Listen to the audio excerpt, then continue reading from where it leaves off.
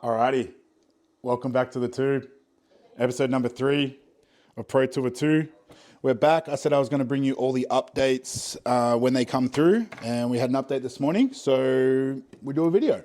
Water's boiling on the stove. Meal 1 hasn't changed. Meal 1 won't change. I mean, it might eventually, but at this point in time, it's staying the exact same. So we do the 100 grams of rice flour, 60 grams of WPI, still using the Muscle Nation chocolate flake, code ORCH, you know the drill. Still using that. Then we do 100 grams of blueberries, 100 grams of raspberries, 30 grams of peanut butter, 40 grams of jam. I keep looking up here because I've actually written it all on a whiteboard right here. So I've got it all written out. I do my cardio, my shopping list, my PEDs. Everything goes on the whiteboard. So one of the benefits of living by myself and having a bachelor pad means I can just have everything written up on the whiteboard there, and I don't have to think. I can just do it all, read it all, and then we're locked and loaded. So Justin is in Bali, actually. So Justin flew to Bali yesterday, but he still called me as he was getting on the plane just to let me know that some updates were coming through, and then he still sent me my check-in at 6 a.m. this morning. So doesn't change anything. So I appreciate Justin for getting that through to me. We don't miss a beat around here. So he let me know that because weight was kind of stagnating a little bit, even though look was getting better, we're still trying to meet that weight cap. So we want to get under that weight cap nice and early so we can potentially do some test peaking protocols, play around with some food, and then obviously try and fill up into the show. So look is very, very important, but with classic physique, when you're trying to make that weight cap, there's a few more variables at play there. So with that in mind, we've played around with some of the pharmaceuticals. I'll be doing some extra blood work on Monday morning after my rest day on Sunday. And we've taken all training day calories down to our rest day food. So that means no more Kellogg's Crunchy Nut for the time being, which is a little bit disappointing. And I never really thought about that until now, but that's fine. And I bought 2 full boxes yesterday because they were on special. It's fine. It'll keep. It's so fine. Not a massive change in terms of like the look of the meals, but there's just a few things that we're sort of tweaking there. So meal 2, instead of chicken and rice and beetroot, we're going to do chicken and Spud Light. So I just get them in the Spud Light bags. This was baby Spud Light because they didn't have any of the full size Spud Light. It's the same. They're just smaller. So I'll usually dice those up, steam them for like 3 to 4 minutes in the microwave, and then throw them in the air fryer with my chicken breast. So I usually start the chicken breast, air fry that whilst I'm steaming my potatoes. Then I'll throw my potatoes in the air fryer with the chicken for probably like 18 to 20 minutes, and then they both come out pretty well perfect. So I steam the potatoes so that they cook a little bit and stay a little bit fluffy on the inside, and I don't have to air fry them for like 35 to 40 minutes to get that crispness on the outside. So if you steam them just for a couple of minutes first, then throw them in the air fryer, you get that soft, fluffy inside, and then you get the hard coating on the outside. My water is boiling, so I'm just going to turn that off. So I do, instead of 100 grams of raw weight jasmine rice, I do 400 grams raw weight Spud Light. So a bit more voluminous for less carbohydrates. That's kind of the goal we're looking for there. So change the rice in meal 2 to Spud Light, and we take the rice in meal 3 down to 70 grams. So we still do 250 chicken breast, 122 grams of pineapple, 70 grams of raw rice. We do 200 grams of veggies and then 30 grams of sweet chili in meal 3. And then meal 4 is 200 grams of eye fillet. Meal 4 is 200 grams of eye fillet, 100 grams of avocado, 200 grams of veggies, another 400 grams of Spud Light, and then 30 grams of the sweet chili sauce. So 4 meals. The macros for each meal. So meal 1, so we've got the rice flour, WPI, blueberries, raspberries, peanut butter jam, 65, 121, 17. And then we do the 250 chicken breast, 400 Spud Light, beetroot, barbecue sauce. That's 65, 51, and 5. Then we do 250 chicken breasts, the pineapple, the rice, the veggies, the sweet chili, and that is quite a low-fat meal, so 69.97. And then last meal, we do the 200 grams of eye fillet, 100 grams of avocado, 200 grams of veggies, 400 grams of Spud Light, and 30 grams of sweet chili. And then the total macros for the day come to 276 protein, 323 carb, and 54 fat. So I hope you're proud of me. I worked out the macros for you. All on my own. morning subs are done, morning steps are done, morning cardio is done. You know what someone doesn't tell you about prep? They don't tell you how much laundry you have to do. By the time you do like morning cardio, train, then you wear another outfit after you train. Like you're wearing like 3 outfits a day, and I sweat like someone who sweats a lot. I don't know. Wearing the same shirt all day just ain't it for me. So Lucky Muscle Nation's got the hookup, so I can just keep re-wearing different Muscle Nation tees.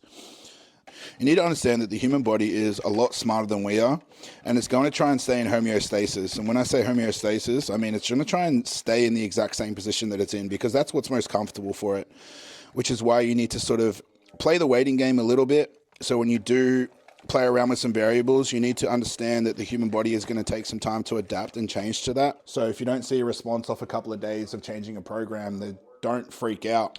Just give your body a chance to absorb it, give your body a chance to adapt to it, and then give your body a chance to react accordingly. So we can't do any knee-jerk reactions, anything too crazy. So weight's kind of stagnated for a week or two now, even though the look is getting better. So that does mean that we've added a specific NOR19 compound at a very low dose, but just to elicit a little bit of a response. So that will go in from tomorrow at literally the smallest effective dose. So the NOR19 going in tomorrow.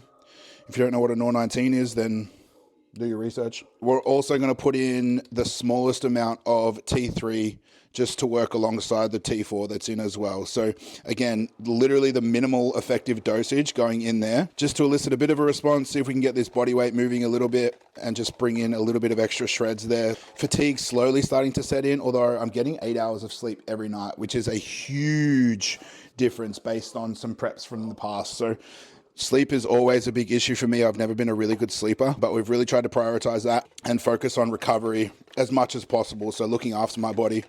Whereas in the past, I've really kind of pushed myself to like the absolute limit of what I can kind of handle in terms of making weight, in terms of pushing food down, in terms of pushing cardio up. I've really done it all. So this approach of working smarter, not harder, it's kind of a bit of a mind fuck, because when you think about putting yourself into the trenches and burying yourself in prep and really, really struggling, and obviously there's going to come a time for that. There's always a time for that. You can't get that condition without sort of putting yourself into that place. But feeling sort of 8 weeks out, having great mental health, having my body respond really, really well, having food still up over the 3K cal mark, you know, all of these different variables playing a role into making sure that my body stays fresh, making sure that my recovery is amplified, making sure that I'm just feeling good about every single day, and then just ticking those boxes every single day and then moving on to the next one.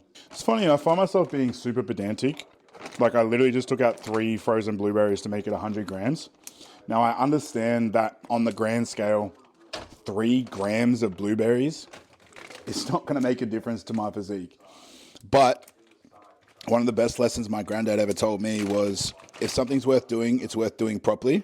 And how you do one thing is how you do everything. So once you start to cut 3 grams of raspberries, once you cut the corner of 35 grams of peanut butter instead of 30 grams, those slips and those cutting the corners start to amplify and start to add up. And then you find yourself missing a couple of minutes of cardio. Then you find yourself falling a rep short on a session. You find yourself skipping out on really important things, all because you started that domino effect by allowing a couple of grams here and a couple of grams there. So I find that if I try and be as meticulous and regimented and as on point as possible with as much as I can be, it just becomes a habit at that point. And there you go. 6 grams over on raspberries. So we'll take out 3 raspberries as well. So I understand that it might seem a little bit psychotic, like trying to measure everything to the gram, but it's more about instilling habits, more about instilling myself in doing the right things consistently and not allowing those to slip up. Because like I said, if you slip up in one area, it's going to continue to steamroll. It's going to continue to compound. And those 1%ers can turn into 5, 10, 15%. And at the pro level, 10% difference can be the difference between 3rd place and 12th place. So we're not about that shit. Okay, let's go. So starting with some abductions. Not trying to bounce the weight, trying to hold in that contracted position. Squeeze that glute, open up that hip space. keeping tension on, so we don't want the stack to touch the bottom and take tension off. We're keeping tension on here at all times. And we're doing a bit of a higher rep set here, so we're looking at sort of 15 to 20 rep range here, which is nice. So I think we hit 3 sets there to start, and then we'll move on to more hamstring dominant stuff. Feels weird that I'm like looking over my shoulder and talking over my shoulder, but hit that first, and we'll move on to exercise 2. Oh boy. You can't see what I'm seeing right now, but sometimes public gyms are a lot to take in. Like a lot to take in. There's a lot going on. All right, 4 plates. We're very, very blue today. Lots of blue. Lots of blue going on. 4 plates for 10. Let's do it. Should have put clips on. Clips are for pussies. Just lift it straight.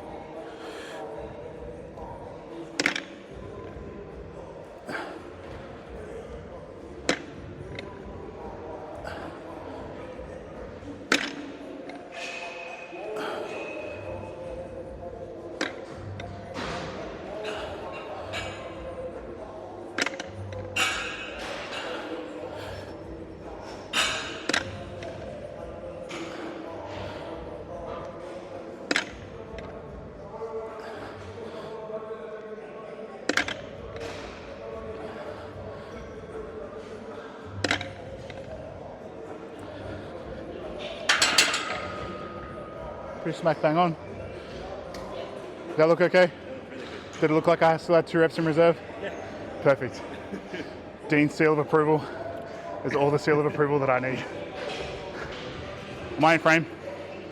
You want me to sit down? Yeah. Okay. See, this is why we keep Dean. Is that better? Oh, we're good. So 3 sets of 12 here, 3 second negatives. Normally I would probably like full stack this and throw this bitch around. But like I said, we're trying to control the weight, trying to make sure we get a really good contraction, really good shortened range, and then a nice big full stretch. So we're going to look for 3 second negatives on this.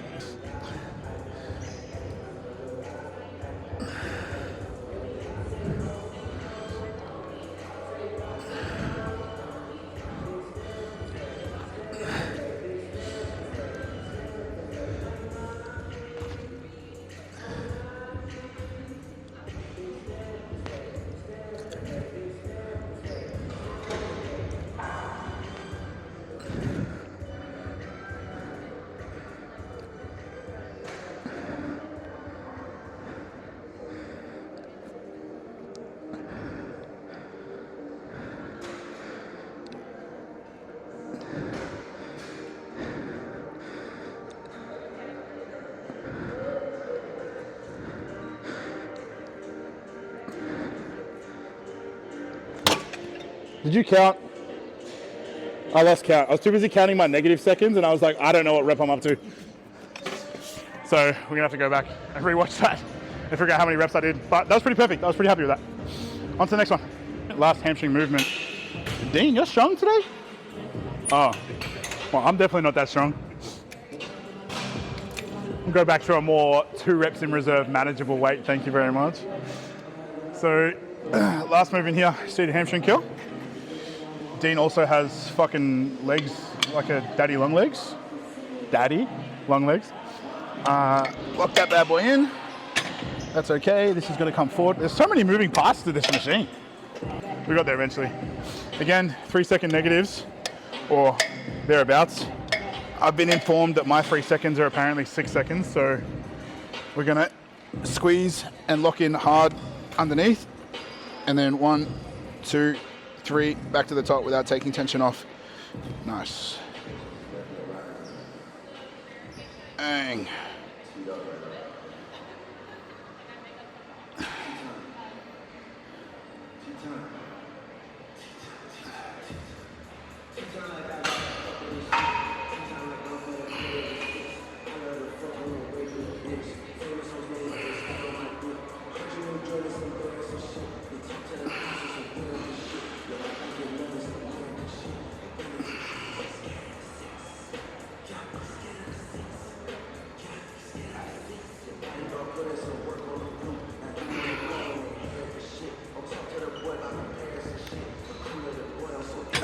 Perfect. So controlling that negative on the way back up, not taking tension off, so keeping tension through the hamstrings, and then really squeezing and driving hard, driving those hips forward to really create that shorter contraction through the hamstring there. And then we've got 3 sets there. Probably do some calves in between. So we're gonna hamstring curl, calves, and we're done. Probably do some posing. It's never ideal posing after a leg day, but you gotta do what you gotta do.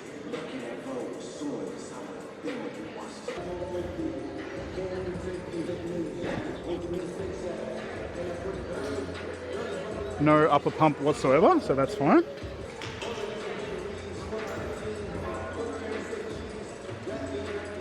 Not too bad for 8 weeks out, I suppose. Hamstrings, glutes. Hi there.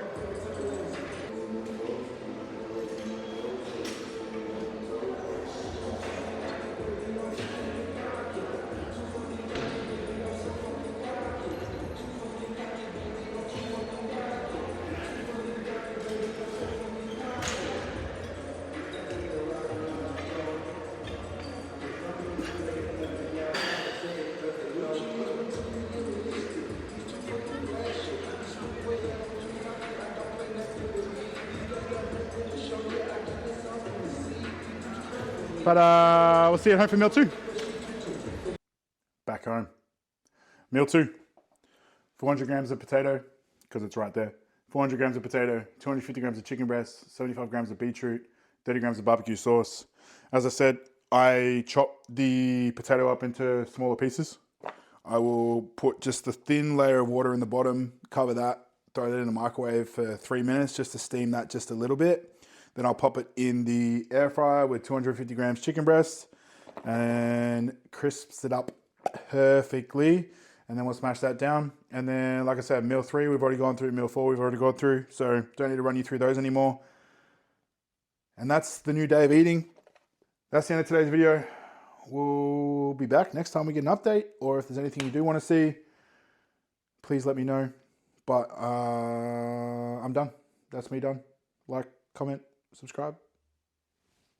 See you in the next one.